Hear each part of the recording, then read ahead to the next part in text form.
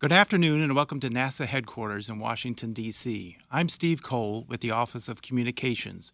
We're here today to give you a preview of NASA's next mission to continue our exploration of the solar system and specifically our sun. The mission is IRIS, and it will provide the most detailed look ever of the sun's lower atmosphere, a region called the Interface Region. IRIS, which stands for the Interface Region Imaging Spectrograph, is scheduled to launch June 26th from Vandenberg Air Force Base in California. We have 4 panelists today to tell you about the mission. First will be Jeffrey Newmark, who is the IRIS Program Scientist at NASA headquarters, Alan Teitel, IRIS Principal Investigator from Lockheed Martin's Advanced Technology Center in Palo Alto, California, Gary Kushner, IRIS Project Manager at Lockheed Martin's Advanced Technology Center, and John Marmee, IRIS Assistant Project Manager at NASA's Ames Research Center in California. After our panelists' presentations, we'll take questions from reporters on the phone lines, in the audience, and also those watching online. If you'd like to ask a question online on Twitter, please use the hashtag AskNASA. We have a lot more information online as well about the mission, and you can see that at www.nasa.gov/IRIS. We'll continue coverage of the mission up through launch at that website. So, to begin, we'll start our first presentation from Jeffrey Newmark. Thanks. I'm thrilled to be here today to discuss the IRIS mission. IRIS is our newest member of our heliophysics fleet of spacecraft. I'd like to start by giving a little background on what heliophysics is. We're both the oldest known science. People have wondered about the sun ever since we existed. And also we're new science, trying to understand the sun and its interactions with the Earth and the solar system. The domain of heliophysics ranges from the interior of the sun through its solar active atmosphere to the near space environment of the Earth and to the edges of our solar system far beyond Pluto. This whole vast extended region is the extended atmosphere of the sun. We call it the heliosphere. Heliophysics seeks to understand basic questions about this system, such as what causes the sun to vary, how do the Earth and the heliosphere respond, what are the impacts to humanity on the Earth and to other worlds as we explore beyond.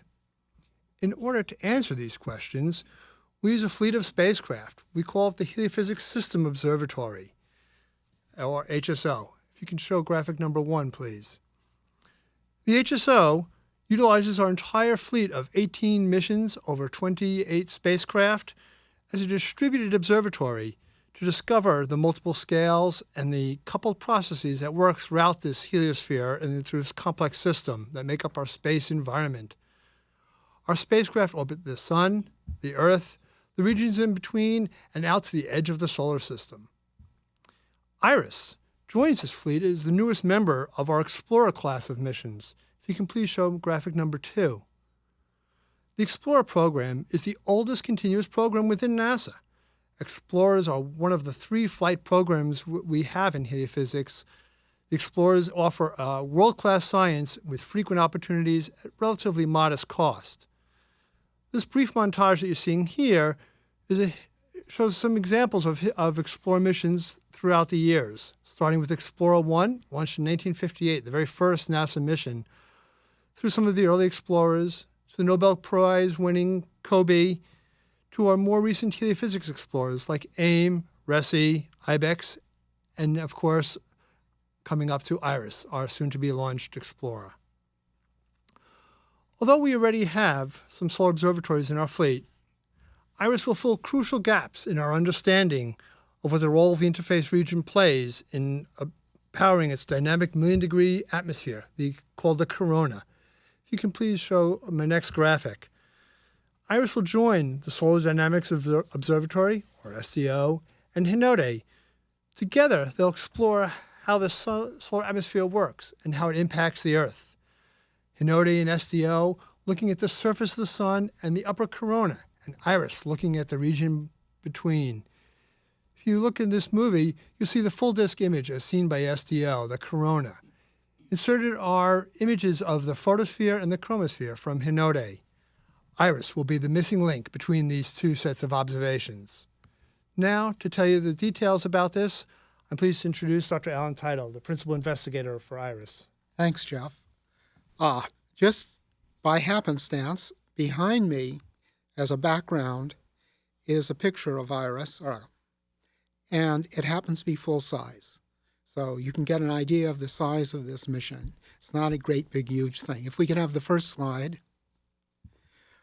IRIS is the Interface Region Explorer. What is the interface? The interface is the place where the visible surface, the place where most of the light, or virtually all the light that leaves the sun, leaves from. It's about 6,000 degrees Kelvin, or about 1,000 degrees, 10,000 degrees Fahrenheit. Immediately above that, the temperature rises to the 1,000,000 degrees of the corona. How that happens is a mystery. What are the processes that occur there? What is IRIS going to do that's going to make a step forward? First of all, IRIS is about a factor of 10 higher resolution than any other instrument that has explored this region. And even more importantly, it's about a factor of 20 faster. So it can take images about once a second. This is critical because the processes that occur in this part of the atmosphere happen very, very fast. And I hope I can show you that in the next few minutes. But first, let's take a trip from the surface of the sun, which we can see now. That's the photosphere. We'll blend into the magnetic field, where black is magnetic field that's going out from the sun, white going back in. And the white lines are a simulation of what we think the magnetic field is. Above that, the upper photosphere, temperature goes up. Now we're into the transition region. We're going from photospheric type of light to coronal type light, where we can see sort of this iron filing picture, which we can compare with what we see in the magnetic fields.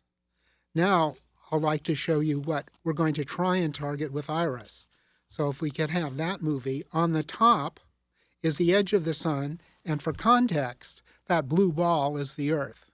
So you can see these structures are as long as the Earth. The panel below is enhanced, and these very fine lines are the jets that deliver the energy into the upper atmosphere.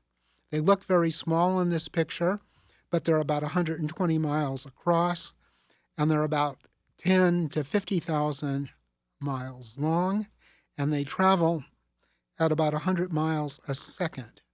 So in a couple of minutes, one of those jets can travel around the whole Earth, and they're about the size of Los Angeles. So to get an idea of sort of a feeling, imagine an area the size of Los Angeles traveling around the world in 2 minutes. So if we have the next slide, this is a little bit more complicated region near a sunspot, and besides these jets, we can see the large plumes associated with the sunspots. And we'll show this twice because it's so pretty. Remember, these things are going 100 miles a second.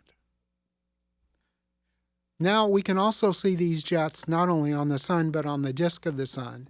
So the next sequence will show a direct image and then an enhanced image.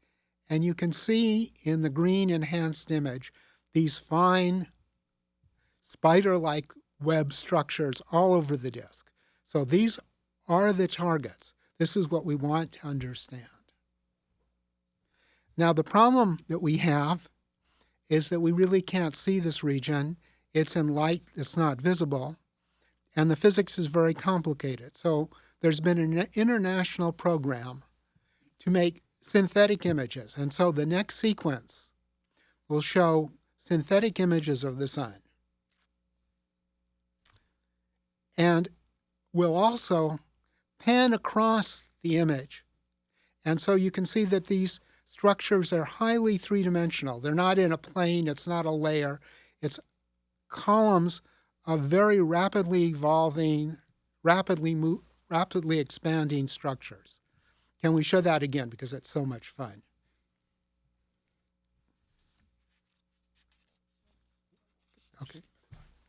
Can we show it again, please? No, you can't? Yes, you can. There, he's doing it. This simulation took about 3 million CPU hours on one of the largest computing systems in the world. Now, what I'd like to show you is not only do we have the simulation, but we can use this simulation to show what these jets are like. So if we can have the next sequence.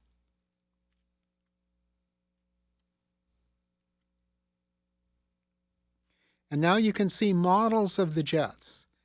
And the colors indicate temperatures. You can see the expanding plumes that we saw in the models. And if we can have the next sequence. This is another use of the simulation. Colors go from blue to red as the material heats. So we have models of how the heating process works in some detail. And these will be used to be compared with observations. They're not observations, and they may not be correct, but they're a starting point. So if we could go to this final couple of sequences, this is what IRIS does. Could we have the sequence? The yellow line corresponds to IRIS's spectrograph slit, and on the right-hand side of that is what the spectrum will see from that slit. And from those spectra, we can construct images over a range of heights, temperatures, and densities in the solar atmosphere. So that's what IRIS data will look like to the scientist on the ground.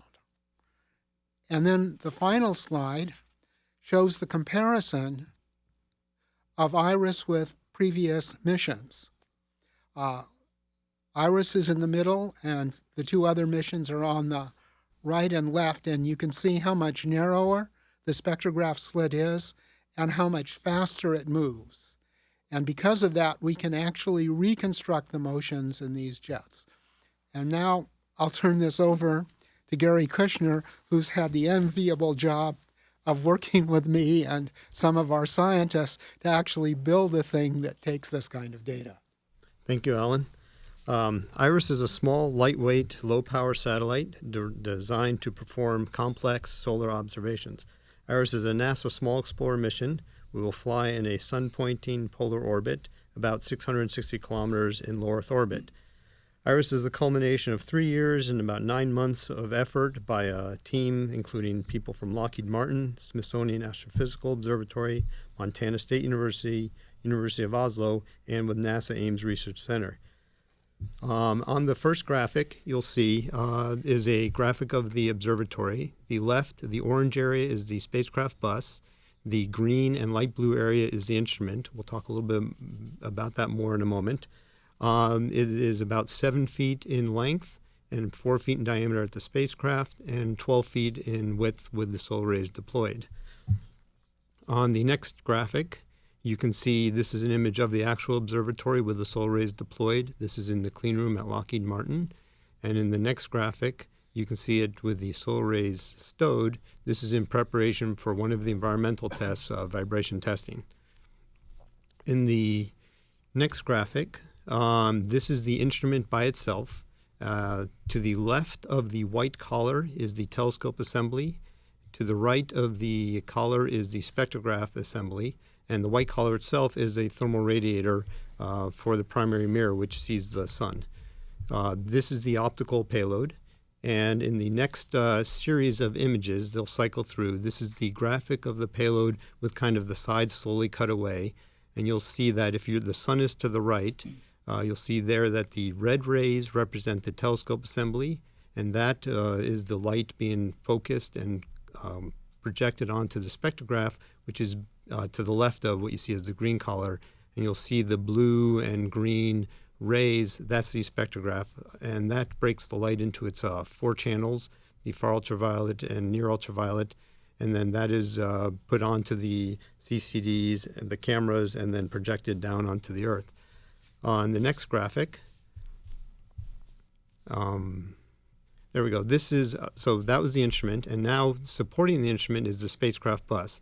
These series of images shows how you take a large block of aluminum and quickly, in a few steps, convert it into a monolithic spacecraft bus. It actually takes many steps. You can see that they went through rough machining, fine machining, and they're testing they're assembling the panels there, and then you end up with a full spacecraft bus with all of its components inside. The spacecraft bus includes a pointing system, a power system, and all the components of a large spacecraft bus. The next image is the observatory fully assembled. This is coming out of thermal vacuum testing. You can see the spacecraft is now at the bottom of your screen and the instrument is at the top of your screen. The next movie we show, it will be of the observatory coming out of vacuum testing. There you go. And this is it being prepared after vacuum testing, prepared for movement back to its clean room. Well, you saw it before with its solar array deployed. Here it is in the clean room, preparing for a final solar array deployment. That's the solar array facing you, and it will deploy by flight command here through the computer, through the spacecraft. You'll see the arrays deploying right there. In this, you can also see that the shiny material, that is the thermal protection system. Those are what we call blankets. Those protect it while it's on orbit. This view is how it will look on orbit with the front door opening. And the sun would have been to your right, and this is pretty much how it will look on orbit. And then this is a nice kind of scan view of it fully deployed. This is about the last testing we do before we ship it down to Vandenberg. The next series of videos, we shipped to Vandenberg on April 16th. This is the observatory arriving and being offloaded the truck and being transferred to its handling fixture. It will then be transferred from its handling fixture into the clean room there. If you look quickly, you can see to the left, that is the third stage of the Pegasus rocket. And in the clean room, we do our final preparations and prepare for mating to the rocket. And we do several steps to prepare the separation system and installation onto the rocket. Here you can see the crew in various stages of assembly. That is the separation system being installed there. And this is the orbital Pegasus rocket that will take us into orbit. And that's another view of it. And after we are mated to the rocket, they put on what are called fairings. These are a view of the fairings that are being prepared for installation now, and they will be installed on the rocket at the beginning of next week. We will be launching on June 26th. This next graphic will show you how we get into orbit. This is the Pegasus rocket is actually launched from the bottom of an airplane. It is dropped at 39,000 feet. The first stage is ignited. This is now showing the second stage being propelled into orbit. The second stage, about 131 seconds into orbit, the fairing will separate, and because we're above the atmosphere, the second stage will burn for a few more seconds, and then it will transition to the third stage. This third stage will then put us into our final orbit of 620 by 670 kilometers. When this third stage finishes, it will separate from the observatory and then actually do maneuvers to get away. We will deploy the solar arrays, acquire sun, and go power positive. And then 21 days into the mission, we will open the door and start doing calibrations with light. But to further discuss how we do it, how we get the data down from orbit, and how we operate the observatory, I will hand off to John Marmee. Thank you, Gary. I'll present a look at operations and data flow for the IRIS mission. But first, though, IRIS is a perfect example of how collaborative efforts between the government, academia, and the private sector can use the expertise of each institution to result in cost savings for the overall mission. I enjoy serving in my role as the assistant project manager, working directly with Alan and Gary on this mission and others at Lockheed Martin to help facilitate this productive relationship. All right, first clip. This clip shows a few of the IRIS team members in the Mission Operations Center at NASA Ames. The Ames Mission Operations Center serves as an example of a small, low-cost flight operations facility for NASA. The Mission Operations Center is staffed 24/7 for the first 7 days of flight. Then when all is nominal, they eventually transition down to one shift per working day. One command load occurs once per weekday with science and spacecraft health data received daily in a lights-out mode. Next clip, please. IRIS is launched into a 620-kilometer by 670-kilometer sun-synchronous polar orbit at an inclination of approximately 98 degrees. So what's that mean? IRIS flies on the dawn-dusk line and always looks towards the sun. Each orbit takes IRIS on the order of 97 minutes to complete, which allows 14 to 15 passes per day. This orbit was selected to maximize downlink data volume as well as sun exposure time. All right, next clip, please. So after separation, IRIS begins communicating with the tracking and data relay satellite system. Within 15 minutes, the solar arrays should be deployed, and we're over McMurdo Ground Station, Antarctica. Within 60 minutes, we pass over Svalbard Ground Station, Norway. 10 minutes later, we're over the Alaska Satellite Facility. Each orbit or ground track that you see here takes on the order of 97 minutes to complete. Wallops Ground Station actually comes into view on the 5th orbit. Next clip, please. The primary facilities used to support the IRIS mission are the Instrument Operations Center at Lockheed Martin Solar and Astrophysics Lab in Palo Alto. We have the Mission Operations Center at NASA Ames Research Center. We also have the Near-Earth Network at Goddard Space Flight Center. We have the Svalbard Ground Facility at Svalbard, Norway. We collaborate with the Norwegian Space Center on this mission. We have the Alaska Science Facility in Fairbanks, Alaska, McMurdo Ground Station in Antarctica. We have the Wallops Ground Station, Wallops Island, Virginia. Data eventually makes its way to the Mission Operations Center. We send that off to Stanford to the Science Data Processing Facility where it is available on the web. All right, next slide. An IRIS day in the life for the team on the ground actually begins with the science team creating a daily plan. They'll take a look at previous images. They'll take pointing requests. They'll take science requests, and they'll also take into account the spacecraft health. They pass it along to the mission operations team where they begin to assemble the command load. They'll take that spacecraft input. They'll take those sequences, those pointing sequences, those science sequences, and generate the command sequence at that point. They then package that command. They'll have worked with the ground stations beforehand to schedule time.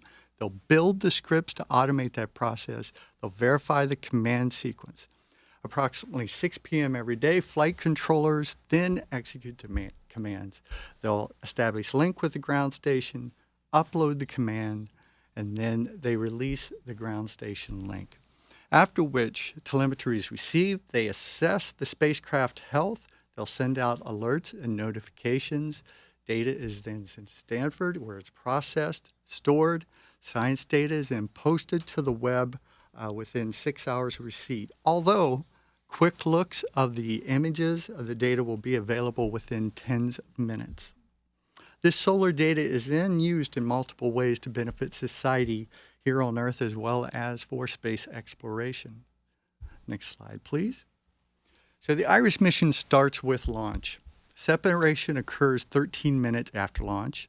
The spacecraft detumbles, opens the solar arrays, begins communicating. So for the next 30 days, we check out the instrument. We check out the spacecraft. On day 21, we open the telescope door. The science campaign officially starts on day 60 as we begin our exploration of the sun. For the next 2 years, we're in nominal operations. So given there's no fuel on board, if after 2 years the observatory is healthy and productive, NASA then has the option to extend science operations. Theoretically, IRIS could be productive for a few decades if the observatory is healthy.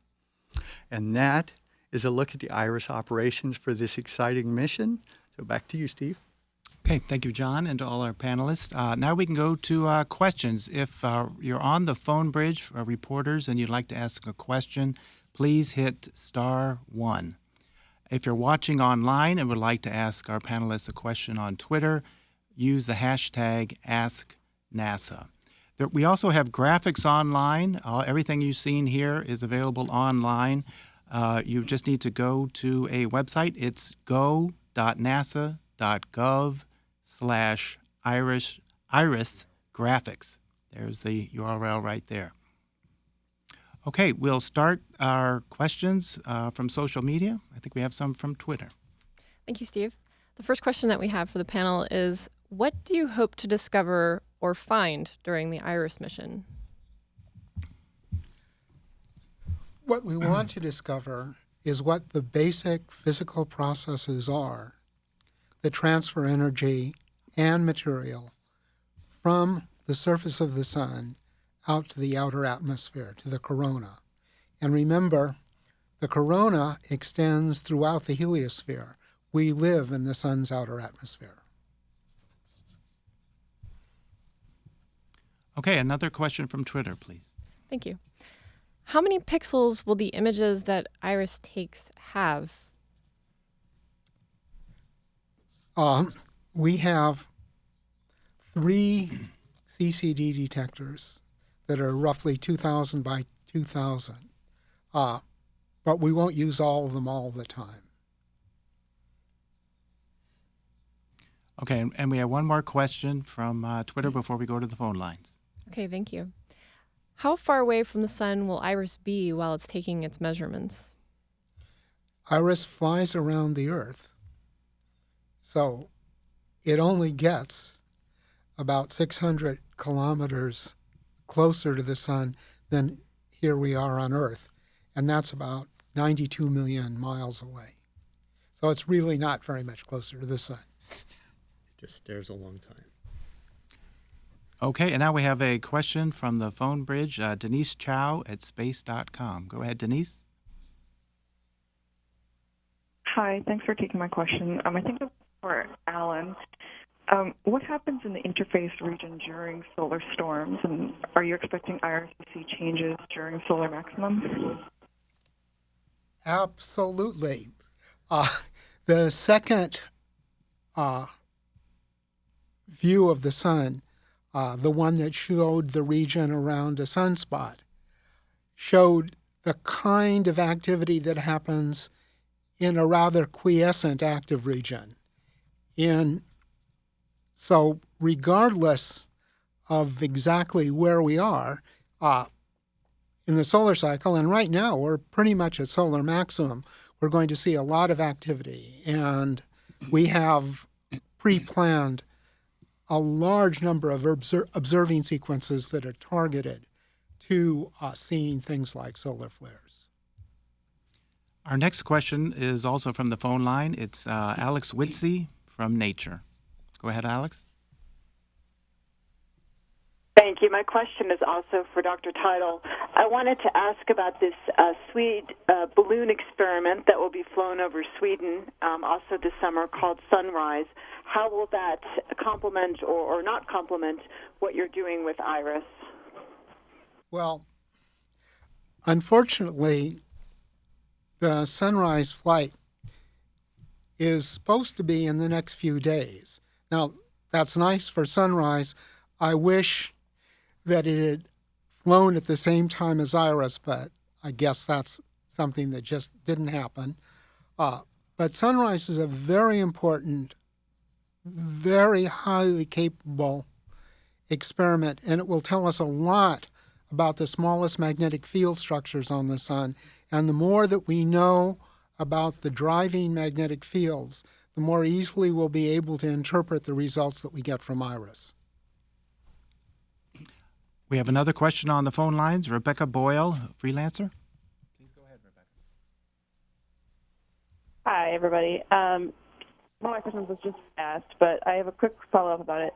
I guess, how could balloon missions like Sunrise or sounding rockets like the High-C mission complement what you're doing with IRIS? Could you sort of have a fast reaction, possibly, to something that you've seen with IRIS and send up a quick balloon or sounding rocket to take a further look? I guess that's really a question for Jeff Newmark. That I would hope that the combination of IRIS and the Solar Dynamics Observatory and observations on stereo would encourage NASA to take advantage of any relatively low-cost mission that they could underfly with IRIS.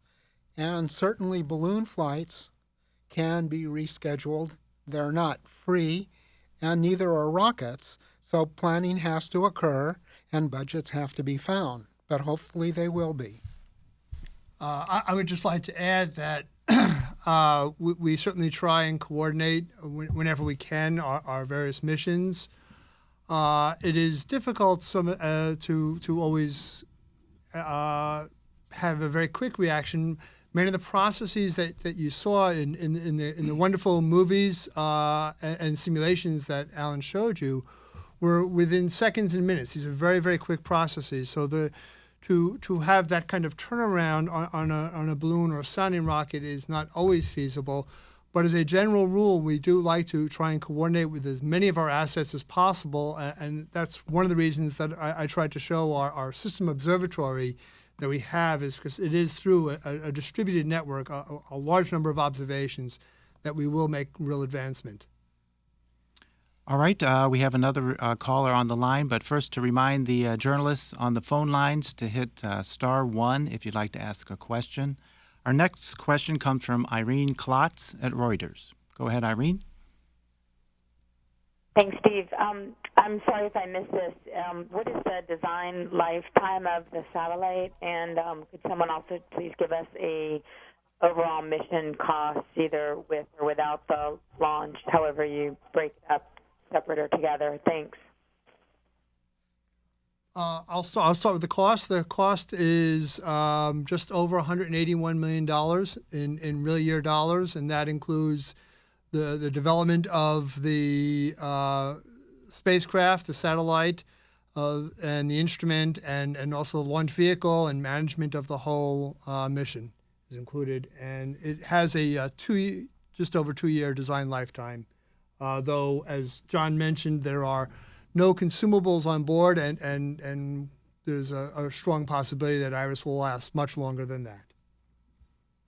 IRIS, which was designed to the same sort of design rules, operated for 10 years. Trace. I'm sorry, I keep doing that. But IRIS Trace operated for a decade, and it was still working just fine when we turned it off. And we turned it off because it was replaced by the Solar Dynamics Observatory. Our next questions come from Twitter again. How much of the data obtained by IRIS will be in the public domain? All of it. Thank you. All of it at the same time as the science teams get it. And that's true for all SDO data, and I think virtually all of heliophysics data is made available to the general public at the same time as made available to the scientific community. Next question from online. Someone asks, are there any advantages for future missions to put an IRIS-type vehicle closer to the sun? I'll take that. We do actually have a couple of missions coming up in another few years. One, a collaboration with the European Space Agency called Solar Orbiter, and one, a NASA mission called Solar Probe Plus. Both of these missions, in fact, are going closer to the sun. Solar Probe Plus will actually fly into the near corona of the sun, and these missions will complement the IRIS type, where IRIS is looking at the base of the solar atmosphere, where the solar wind originates. And these future missions will actually look a little bit further up as the solar wind accelerates and heads out through the heliosphere. Okay, our next Twitter question. So if IRIS doesn't have any fuel, can someone help explain how it moves about in space? Yes, that's really fun. IRIS is launched slightly tilted with respect to the rotation axis of the Earth. And if you think about it a little bit, that if you just launched around the Earth, as the Earth went around the sun, in only quarter of a year, you'd be in darkness all the time. But the Earth isn't a perfect sphere. It's a little bit fatter in the middle, like some of us. And because of that, it exerts a force on the orbit.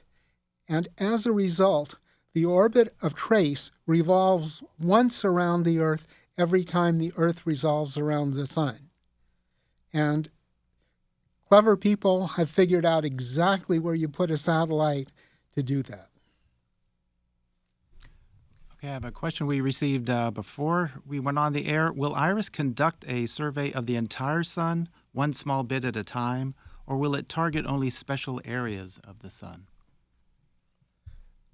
It's a focused mission. It'll target special areas of the Sun and won't attempt to make maps of the Sun. Okay. We have a mission that does that, SDO, and so we don't need to do that. Okay, one other question. Why are you launching IRIS on a Pegasus rocket instead of a conventional vertical rocket? Cheaper. But also it met the mission requirements. I mean, Yeah. we designed the Pegasus mission. meets the mission requirements. There are a number of assets that do launch spacecraft at this size, and NASA has a methodology that is set out for each of our missions to optimize that mission with the launch vehicle available at that time. And for IRIS, it was we're very happy to be launching on an orbital Pegasus. Okay, we have one last question at this point. Those fine structures that were shown in the previous graphics, what are those made of? They're made out of solar stuff, which is sort of 80% hydrogen and about 18 or 19% helium and 1 or 2% of everything else, all the elements that we find on Earth at the level of 1 or 2%. But it's mostly hydrogen with a little bit of helium. Okay, thank you. Well, that's all the questions we have for today. I wanted to remind everyone that they can follow along IRIS online through social media. NASA's on quite a few social media channels. Also, as a reminder, the graphics that you've seen today are all available online at go.nasa.gov/irisgraphics. And please continue to follow the mission online all the way up through launch and its interesting findings that will be coming up over the next few years at www.nasa.gov/iris. Again, thank you to our panelists and for everybody watching today. Thank you.